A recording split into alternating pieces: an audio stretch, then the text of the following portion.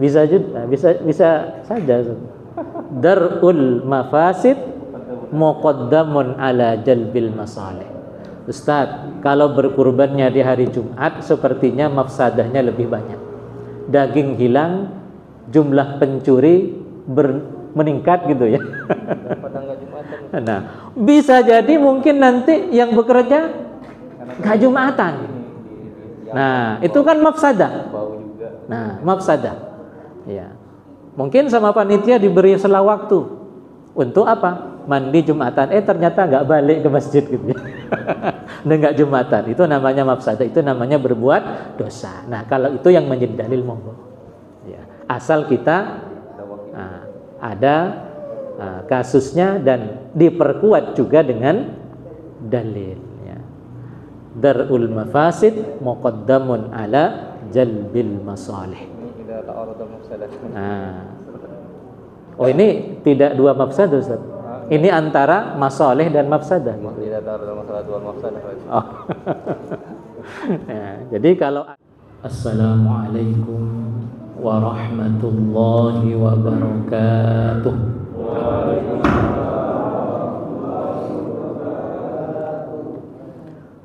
Alhamdulillahilladzi hadana lihadza wa ma kunna linahtadiya laula an hadana Allah. Ashhadu an la ilaha illallah wahdahu la syarika lah wa ashhadu anna Muhammadan abduhu wa rasuluh. Allahumma salli ala Muhammad wa ala alihi wa ashabihi wat tabi'in wa man tabi'ahum bi ihsanin ila yaumiddin. Amma ba'du. Qala Allah ta'ala fil Qur'anil Karim,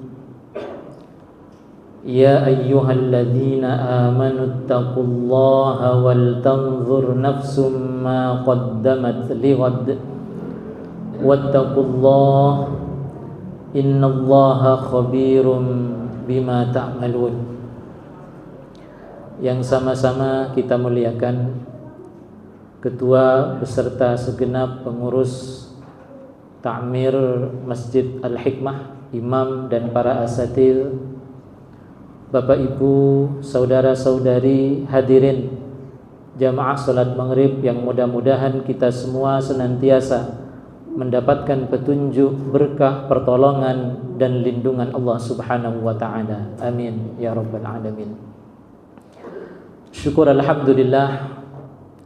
Marilah tak henti-hentinya kita panjatkan kehadirat Allah Subhanahu wa taala atas berbagai macam limpahan nikmat dan karunia sehingga kita semua dapat melaksanakan tugas dan kewajiban hidup di muka bumi ini.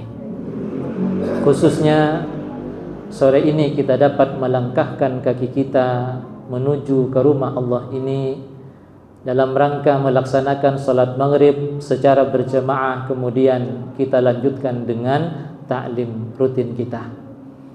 Mudah-mudahan ibadah dan amal saleh kita diterima oleh Allah Subhanahu wa taala. Amin. Dan mudah-mudahan menjadi amalan yang akan memberatkan timbangan kebaikan kita kelak di yaumil qiyamah. Amin. Salawat dan salam tak lupa marilah kita sanjungkan kepada teladan kita, uswah kita, panutan kita, Nabi Agung Muhammad sallallahu alaihi wasallam, keluarga, para sahabat dan segenap umat beliau. Bapak Ibu hadirin jamaah sekalian yang dimuliakan Allah. Tema yang akan kita kaji sampai datangnya waktu Isya malam ini atau sore ini yaitu tentang keutamaan hari Arafah. Kapan hari Arafah itu terjadi? Pada tanggal berapa jamaah sekalian? 9 Dzulhijjah setiap tahunnya. Hari Arafah di dalam beberapa hadis Nabi sallallahu alaihi wasallam dijelaskan memiliki keutamaan-keutamaan yang tidak dimiliki oleh hari-hari yang lain. Pertama, jemaah sekalian, Ibnu Abbas meriwayatkan hadis dari Nabi sallallahu alaihi wasallam, terdapat di dalam hadis sahih riwayat Imam Bukhari dan yang lainnya. Ma min ayyamin al-'amalu shalihu fihinna ahabbu ila Allah min hadhil ayyamil 'ashr. Tidaklah ada hari yang amal soleh itu lebih dicintai oleh Allah Subhanahu wa ta'ala melebihi 10 hari pertama bulan Dzulhijjah. Sehingga kemudian jemaah sekalian, para ulama membaca hadis ini, mengaitkan dengan hadis-hadis yang lain, kemudian menyimpulkan bahwa hari-hari terbaik khususnya di siang hari itu adalah 10 hari pertama bulan Dzulhijjah.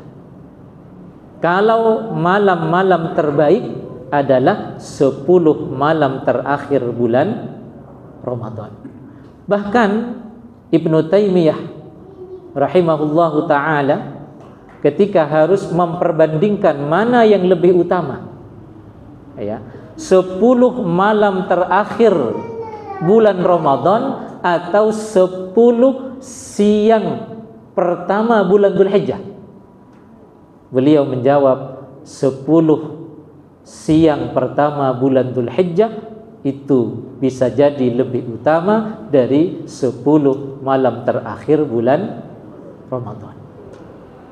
Karena tegas sekali jemaah sekalian, tidak ada hari, ma min ayyamin al-'amalu shalih fihinna ahabbu ila Allah min hadhil ayyamil 'ashr.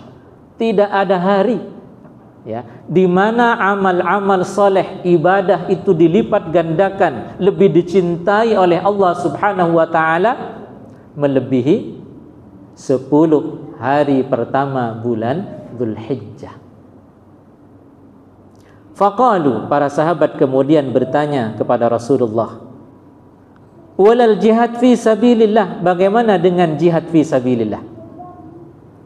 Nabi menjawab, walal jihad fi sabilillah, termasuk hari-hari yang digunakan untuk berjihad di jalan Allah, itu tidak lebih utama dari beramal soleh di 10 hari pertama bulan Dzulhijjah, khususnya di siang hari. Illa rajulun kharaja bi nafsihi wa malihi falam yarji min dzalika bi syai', kecuali, ya, seseorang yang pergi berjihad dengan jiwa dan hartanya kemudian tak ada yang kembali. Artinya apa? Ia gugur di medan perang, maka hari itu tentu akan lebih baik dari 10 hari pertama bulan Dzulhijjah. Itulah perbandingan yang dilakukan oleh Nabi sallallahu alaihi wasallam tentang keutamaan 10 hari pertama bulan Dzulhijjah. Yang lebih baik hanya siapa? Orang yang keluar dari rumahnya untuk berjihad di jalan Allah, membela agama Allah dengan harta dan jiwanya, kemudian ia gugur di medan perang. Hartanya habis untuk berjihad, bahkan jiwa dan raganya juga gugur di medan perang, maka itu baru hari terbaik untuknya. Hadirin jemaah sekalian yang dimuliakan Allah. Dan tanggal 9 Dzulhijjah itu bagian dari 10 hari pertama bulan Dzulhijjah. Artinya iya, atau tanggal 9 atau hari Arafah itu merupakan di antara hari terbaik. Hari yang kalau kita abaikan, tak kita gunakan untuk beribadah, untuk beramal soleh, untuk berbuat baik, maka kita akan sangat merugi. Karena hari-hari itu tentu, ya, amal soleh, ibadah itu akan dilipat gandakan pahalanya oleh Allah, karena sabda Nabi dalam hadis Bukhari ini, hari-hari tersebut amal-amal soleh lebih dicintai oleh Allah daripada amal soleh di hari-hari yang lain. Hadirin jamaah sekalian yang dimuliakan Allah, Masjid Al-Hikmah, ya, insya Allah Lebaran Idul Adha jatuh pada hari Jumat. Kurbannya hari apa Ustaz? Sabtu. Nah, hari Sabtu sudah tidak termasuk 10 hari pertama. Terus gimana?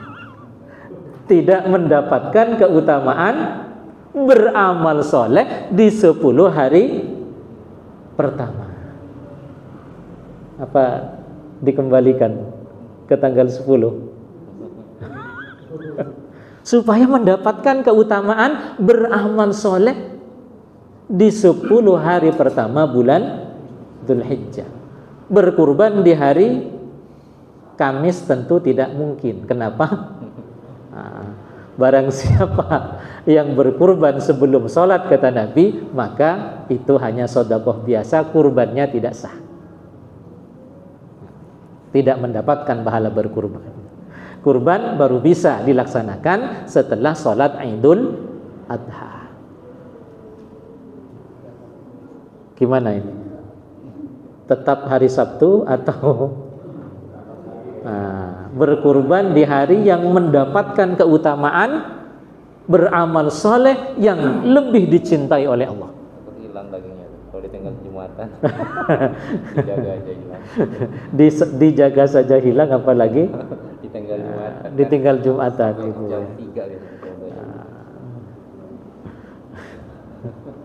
Gimana Bapak Ibu para jemaah sekalian? Alasan Ustaz Samsul, kalau kurbannya di hari Jumat, Ustaz nanti dagingnya khawatir hilang gitu ya. Lebih baik daging hilang atau mendapatkan keutamaan beribadah yang sangat dicintai oleh Allah, melebihi di hari-hari yang lain?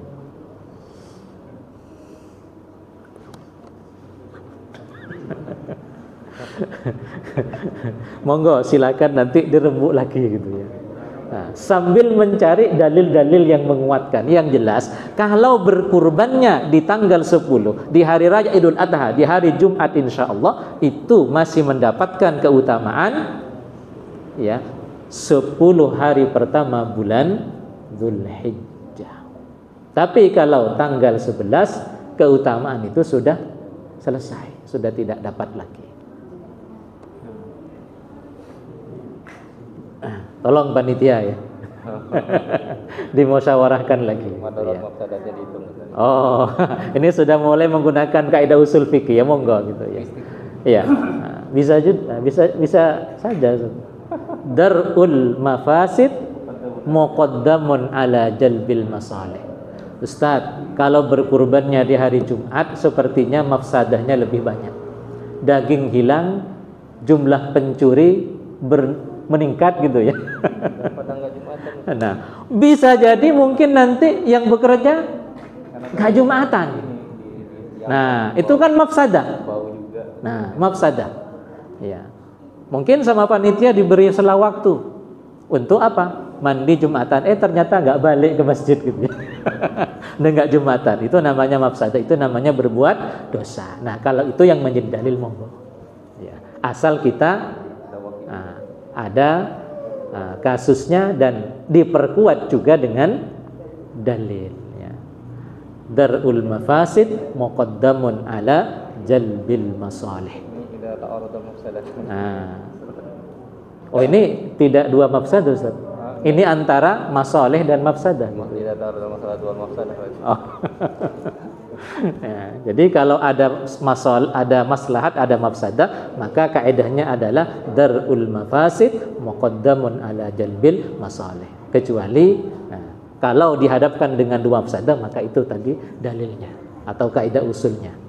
Apabila dihadapkan dengan dua mafsadah, dua kerusakan, maka pilih yang lebih ringan.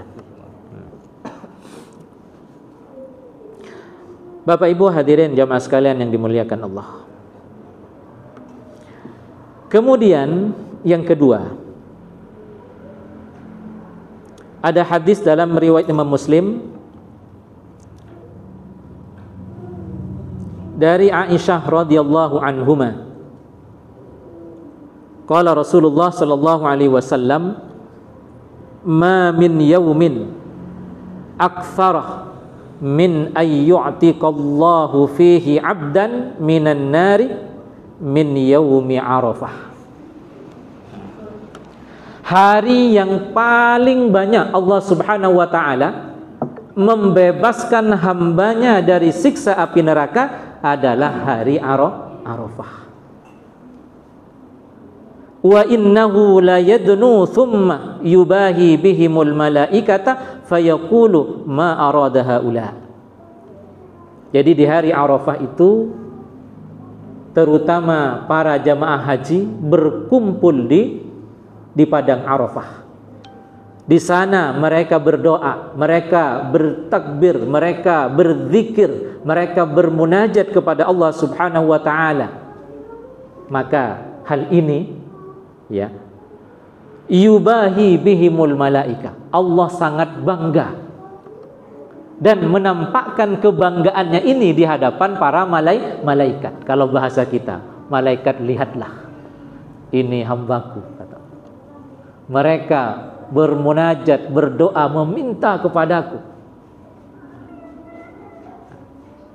Sehingga Allah Subhanahu wa taala sangat bangga di hari Arafah dengan banyaknya ya hamba-hamba Allah, mereka yang melaksanakan ibadah haji berkumpul di padang Arafah, yang kaya miskin, pejabat rakyat jelata berpakaian dengan pakaian yang sama, yaitu pakaian yang mirip dengan kain kafan.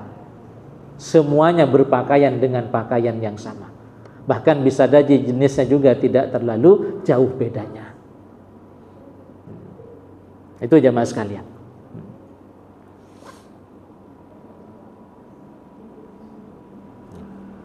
Dan tentu jamaah sekalian, kita yang tidak menunaikan ibadah haji di hari Arafah, tidak sedang berada di Arafah, nah, nanti ada sunnah berikutnya, yaitu puasa Arafah.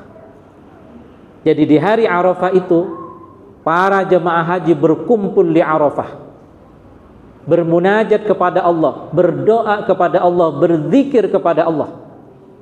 Sementara kaum muslimin yang tidak menunaikan ibadah haji itu disunnahkan untuk puasa Arafah, maka kaum muslimin isi daripada dunia ini, isi daripada bumi ini adalah ketaatan kepada Allah di hari Arafah itu. Itulah yang kemudian menyebabkan Allah Subhanahu wa taala sangat bangga dan menampakkan kebanggaannya ini di hadapan para malaikat.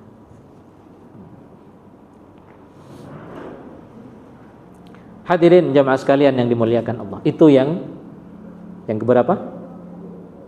Yang kedua.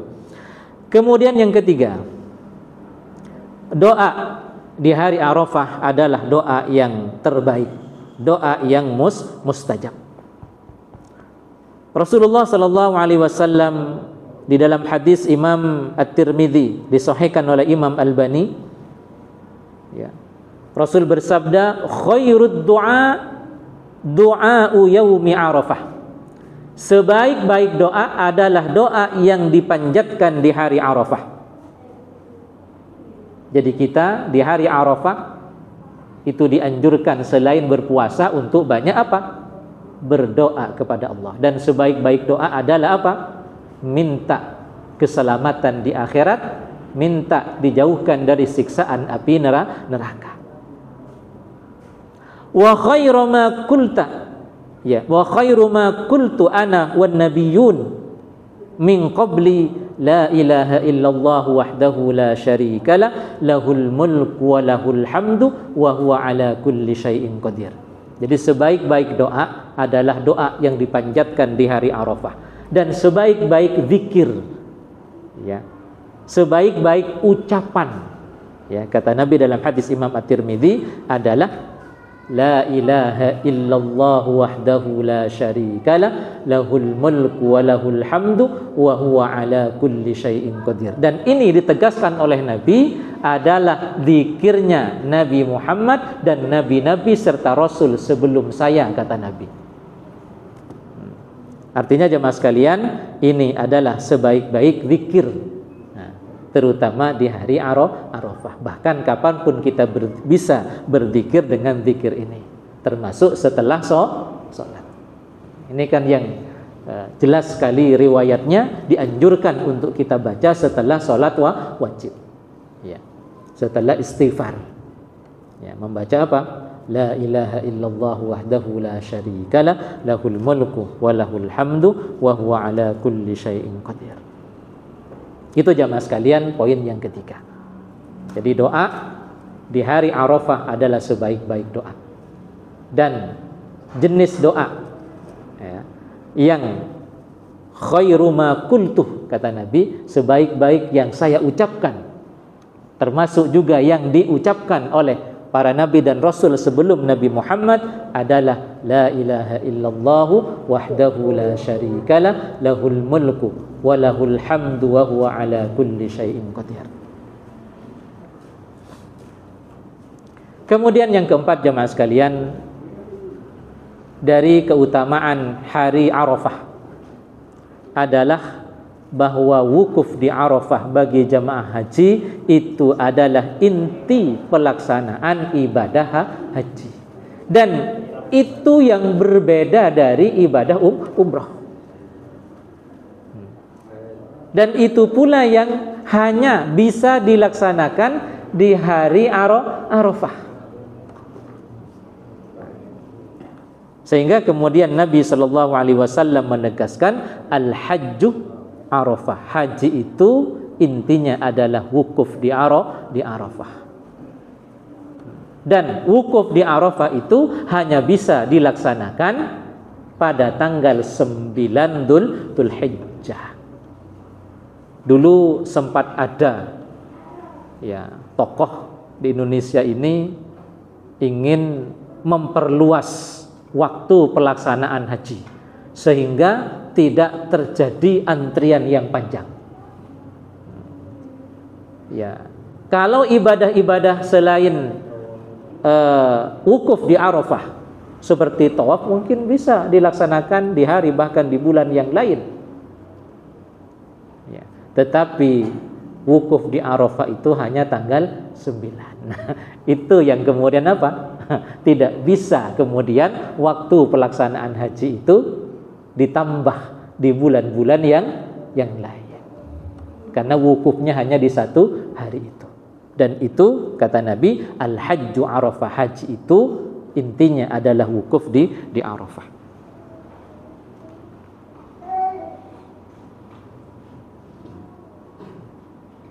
Kemudian jemaah sekalian yang kelima, ya, puasa di hari Arafah bagi kita yang tidak melaksanakan wukuf di Arafah, tidak melaksanakan haji, nah, itu disunnahkan, dianjurkan.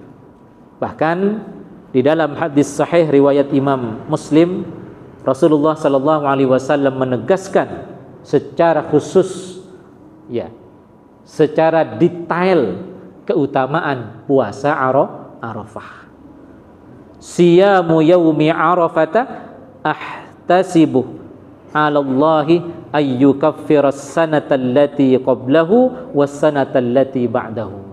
Keutamaan kita melaksanakan puasa Arafah akan menjadi wasilah Allah mengampuni dosa setahun sebelumnya dan setahun setelahnya.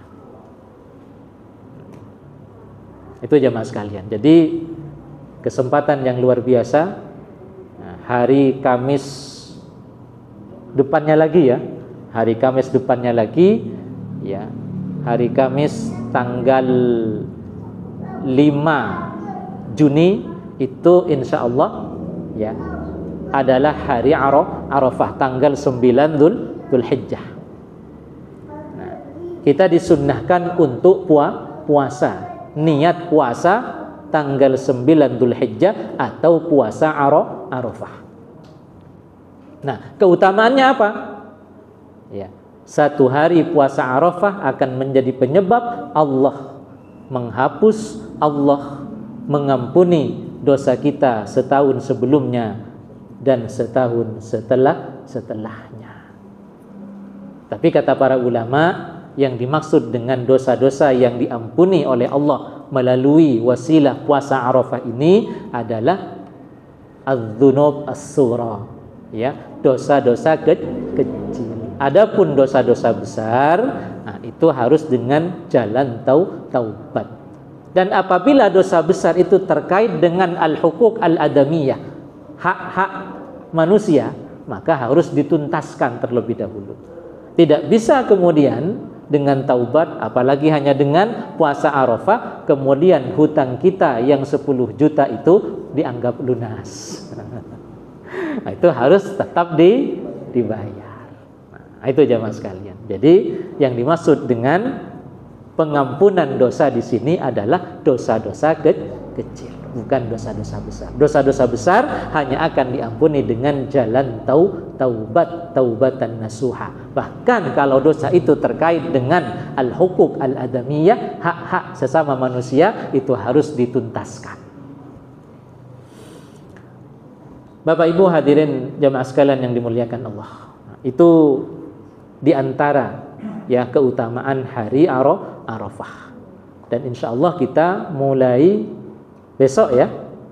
Ya, besok malam itu sudah masuk tanggal malam ini ya. Oh, malam ini betul. Malam ini sudah masuk tanggal 1 Dzulhijjah. Mestinya dari kemarin sudah disampaikan, bagi yang ingin berkurban falyumsik an sya'rihi wa basyarihi, untuk tidak potong rambut dan potong kuku. Ini perintah dari Nabi. Artinya apa? Wajib ya untuk kita laksanakan. Kita yang berniat untuk berkurban, nah, sudah ikut patungan, ya, sudah menyiapkan hewan kurban, sudah menyiapkan dana untuk membeli hewan kurban nantinya, maka mulai malam ini, ya, mulai tadi ya, tenggelamnya matahari itu sudah masuk tanggal 1 Dzulhijjah. Nah, dilarang. Namanya dilarang berarti apa? Diharamkan. Nah, dilarang itu maksudnya apa? Diharamkan ya. Diharamkan untuk potong rambut, potong kuku. Itu kata sebagian ulama. Nah, Pak Ustadz, bagaimana kalau lupa tak potong rambut, tak potong kuku, kuku sudah panjang-panjang, ini kalau tidak segera dipotong, ini berbahaya. Apakah nanti kurbannya tidak sah? Kurbannya tetap sah, cuman ia berdosa karena apa? Melanggar larangan. Ya, karena melanggar larangan. Ini kata sebagian ulama. Ya. Nah, kurbannya tetap sah, cuman apa? Tidak mendapatkan pahala menjalankan syariat, memelihara rambut dan kuku di 10 hari pertama bulan Dzulhijjah sampai kemudian melaksanakan pemotongan hewan kurban. Jadi berdosa kata sebagian ulama, tetapi tidak menyebabkan apa? Kurbannya tidak sah. Sama dengan sholat jemaah sekalian. Sholat itu kan ada rukun sholat, wajib sholat, ada sunnah sholat. Kalau rukun sholat ditinggalkan, sholatnya tak sah. Misalnya ada orang sholat tak takbiratul ihram, hanya mengangkat tangan.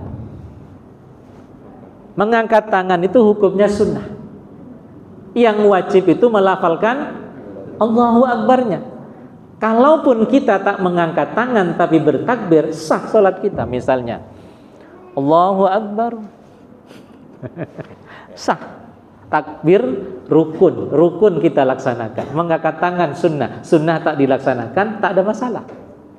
Nah, tapi kalau Allahu Akbarnya itu ditinggalkan, berarti rukunnya tak dapat sehingga sholatnya batal.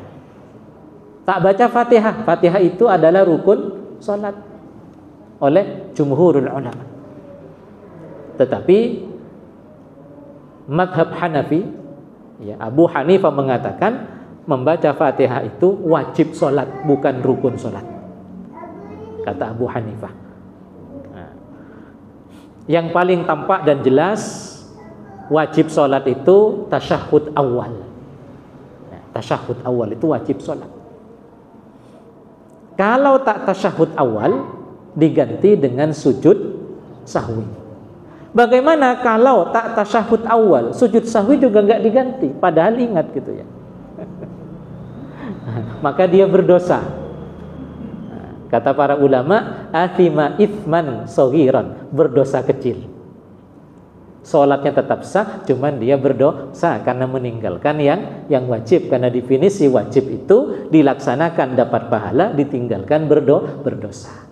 Nah, sama dengan memotong kuku dan rambut di 10 hari pertama bulan Dzulhijjah itu adalah larangan. Kalau dilakukan berarti apa? Berdosa. Ini kata sebagian ulama. Kata sebagian yang lain seperti mazhab Syafi'i dan beberapa ulama lainnya, itu makruh, tidak sampai haram.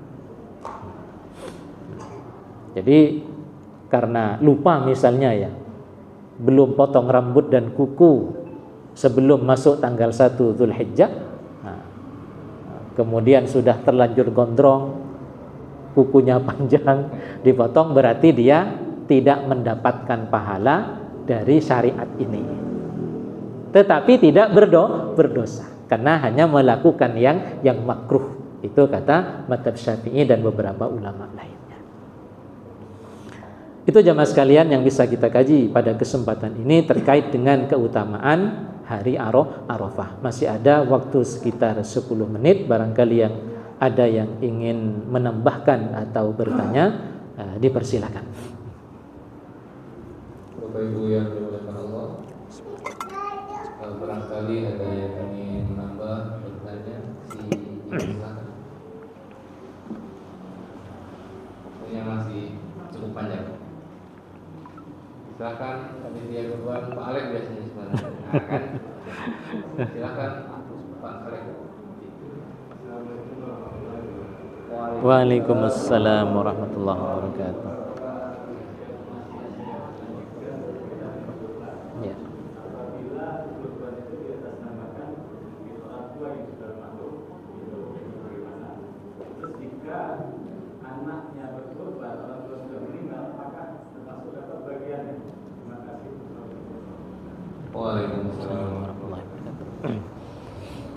Berkurban atas nama keluarga atau orang tua yang sudah meninggal dunia. Ini khilafiyah di antara para ulama. Sebagian mazhab mengatakan boleh, sebagian yang lain mengatakan tidak boleh alias tidak perlu. Ya, seperti mazhab Syafi'i itu justru mengatakan tidak sampai, tidak boleh. Nah, termasuk juga Muhammadiyah mengatakan ya, atau berpendapat di dalam fatwa majelis tarjih itu tidak boleh. Nah, jadi berkurban atas nama yang hidup. Kenapa? Nah, menurut pendapat yang tidak memperbolehkan karena belum ditemukan dalil yang spesifik. Ya. Di mana Nabi pernah berkurban atas nama keluarga beliau yang telah meninggal dunia. Khadijah meninggal duluan. Tak pernah ditemukan dalil Nabi berkurban atas nama Khadijah, Nabi berkurban atas nama paman beliau Hamzah misalnya. Tak pernah didapatkan. Nah, ini yang mengatakan apa? Tidak boleh. Tapi sebagian yang lain itu mengatakan boleh.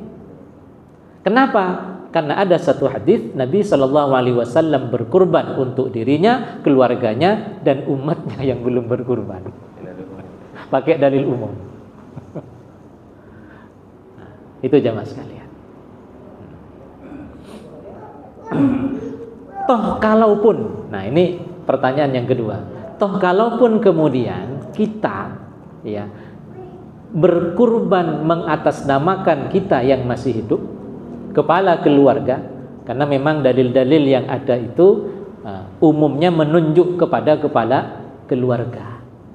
Ya, menunjuk kepada keluarga dan disebutkan di situ wa alihi dan keluarganya. Bahkan Nabi SAW ketika berkurban juga menyebutkan seperti itu. Bismillah ketika menyembelih kurban. Bismillah Allahumma taqabbal min Muhammad wa alihi. Ya Allah, terimalah kurban Muhammad dan keluarganya. Nah, orang tua yang telah meninggal, keluarga si pekurban. Artinya apa? Akan mendapatkan pahala juga. Jadi lebih simpel, lebih praktis. Toh kalaupun misalnya ada jemaah Ustaz, ini mau saya namai orang tua yang telah meninggal, terima saja, nggak ada masalah gitu. Nanti kalau ngaji kan juga tahu pendapat-pendapat ini. Apakah kemudian tetap menggunakan nama yang setelah meninggal ataupun berubah dengan nama kepala keluarga, nanti urusan yang bersangkutan setelah mengaji kan gitu. Artinya itu ranah khilafiyah, nggak perlu diperpanjang perdebatannya. Toh kalaupun misalnya berkurban atas nama yang meninggal dunia, ada dalil umum.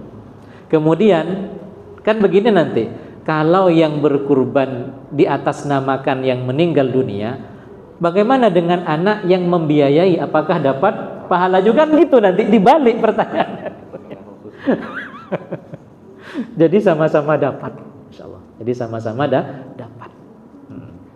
Karena jelas sekali di banyak hadis disebutkan taqabbal minni atau taqabbal min Muhammad, taqabbal min siapa deh? Wa alihi dan keluarganya. Artinya apa?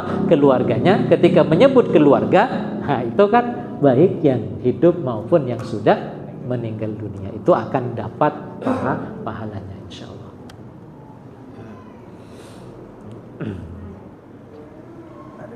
Oh ya.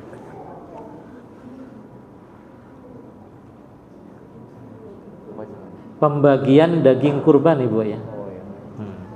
Bagaimana syariat pembagian daging kurban? Dalil-dalilnya sangat bersifat umum. Wa kulu minha wa at'imul ba'isal faqir wa at'imul qani'a wal mu'tar. Makanlah dari daging kurban itu ya, dan sedekahkan kepada fakir miskin, sedekahkan kepada orang yang meminta-minta maupun yang tidak meminta-minta. Itu ayatnya surat Al-Hajj. Kemudian hadis Nabi, wa kulu wa tasaddaqu waddakhiru. Makanlah, sedekahkanlah, simpanlah. Itulah hadis-hadis tentang pembagian daging kurban, bersifat umum, tidak spesifik. Sehingga kemudian apa? Para ulama juga tak seragam. Tapi umumnya jemaah sekalian, ini hanya ijtihad. Ya. Umumnya para ulama itu berijtihad, daging kurban itu dibagi 3. Ya. 1/3 untuk si pekurban, 1/3 disedekahkan kepada fakir miskin, 1/3 yang lain dapat dihadiahkan kepada sanak famili, jiran tetangga, atau disimpan. Waddakhiru, tasaddaqu, kulu wa tasaddaqu waddakhiru. Iddikhar itu artinya apa? Menyimpan kan? Menyimpan. Yang jelas jemaah sekalian, semakin banyak daging kurban yang kita miliki, ya, itu bermanfaat bagi orang lain, maka itu akan semakin besar pahalanya. Bahkan pernah Nabi SAW ya menyuruh Ali, ya saudara sepupu beliau sekaligus menantu beliau, untuk berkurban dan semua dagingnya dibagikan kepada fakir miskin. Umumnya para ulama atau pendapat jumhurul ulama bahwasanya harus ada sebagian daging kurban itu yang disodakohkan kepada fakir miskin. Kalau tidak ada sedikit pun yang disodakohkan kepada fakir miskin, maka kurbannya bisa tidak sah. Maka jemaah sekalian, ketika kita ngelis ya para penerima daging kurban, jangan sampai di situ tak ada fakir miskinnya. Itu bisa tak sah kurban kita.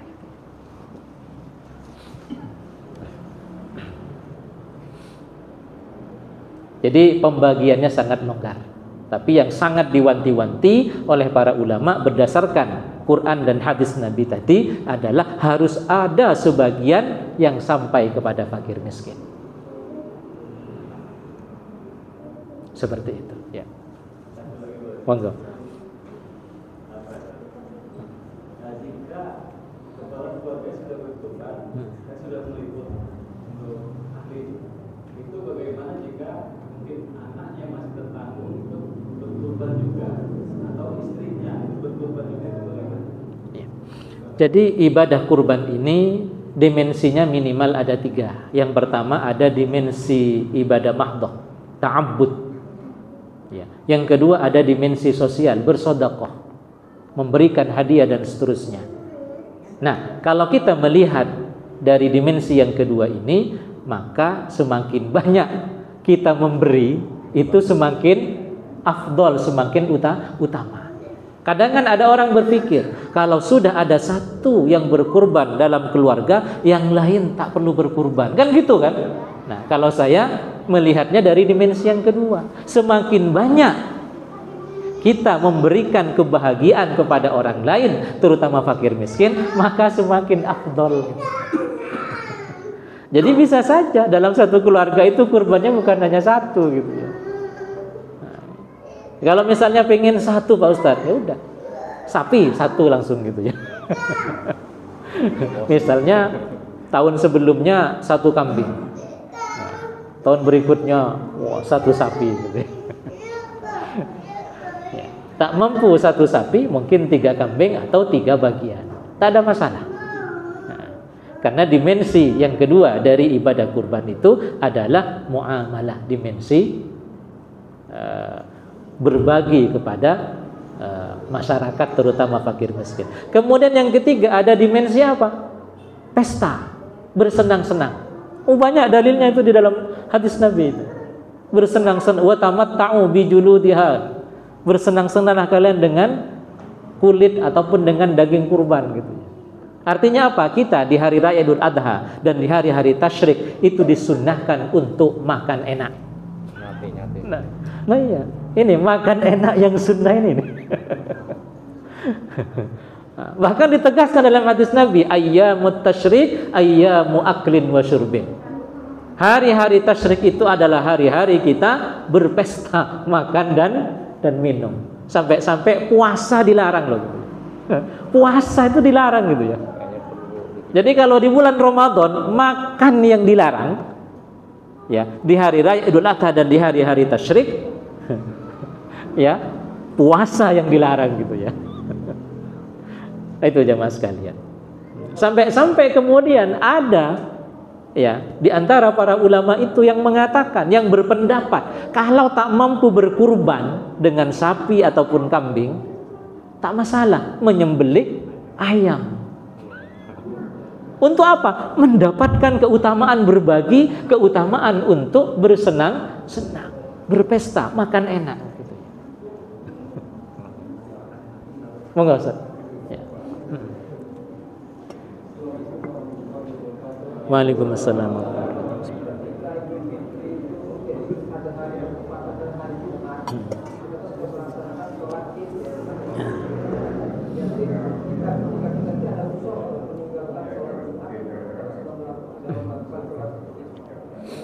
Ya, itu ada hadisnya. Ada hadisnya, boleh tidak melaksanakan sholat Jumat, cukup diganti dengan sholat zuhur. Ya, sholat zuhur. Jangannya sholat id zuhurnya enggak dilaksanakan. Cukup diganti dengan sholat zuhur. Jangan enggak sholat. Jangan. Itu memang ada hadisnya. Hanya saja para ulama menafsirkan atau mensyarah hadis itu karena dulu di zaman Nabi ya jalan dari rumah menuju ke Masjid Nabawi itu penuh dengan tantangan. Kalau hujan tanahnya becek, kalau siang panas terik, maka cukup sekali ya di pagi harinya. Nanti baru ketemu asar. Untuk apa? Taisir, memberikan keringanan, memberikan kemudahan, memberikan rukhsah. Ya. Sementara di zaman kita saat ini masjid rata-rata dekat dengan rumah kita. Kalaupun hujan bisa payungan. Sehingga kemudian umumnya para ulama atau masyarakat kita di Indonesia mengambil pendapat yang kedua, tetap melaksanakan sholat Jumat. Ya kalaupun kemudian mengikuti pendapat yang pertama, no problem, karena ada dalilnya gitu. Hanya perbedaan cara pandang ulama memahami hadis tersebut. Ada ulama yang tekstual, teksnya begitu ya sudah begitu. Ada yang mencari konteksnya ini apa. Dan itu sudah terjadi sejak zaman Nabi dulu. Jadi para sahabat itu ada yang tekstualis, ada yang kontekstualis. Itu hal yang sudah pernah terjadi sejak zaman Nabi. Seperti kasus Nabi memerintahkan para sahabat yang akan pergi menuju Bani Quraidah itu ya. Pesan Nabi apa? Janganlah kalian sholat asar kecuali di Bani Quraidah. Nah, sementara sesampainya di tengah jalan Maghrib sudah mau tiba. Wah ini kalau sholatnya di Bani Quraidah nggak dapat ini kan gitu ya. Ya. Sebagian yang lain memahami perintah Nabi pokoknya sholat asarnya di Bani Quraidah. Terserah mau nanti langsung digabung dengan Maghrib karena sudah masuk waktu Maghrib, itu urusan yang lain. Itu terpecah gitu ya. Nah, itu hal yang sudah biasa saja. Ya, mensyarah hadis itu ada yang tekstualis, ada yang kontekstualis. Itu sudah terjadi sejak zaman Nabi. Gitu ya. Nah, jadi monggo saja kalau ada yang mengambil pendapat yang pertama. Ya. Begitu, insya Allah. Ya. Cukup. Demikian yang dapat kita kaji pada kesempatan ini. Kurang lebihnya mohon maaf. Wallahu a'lam bis-shawab. Aqulu qawli hadza wa astaghfirullah li wa lakum. Tsumma assalamu alaikum warahmatullahi wabarakatuh.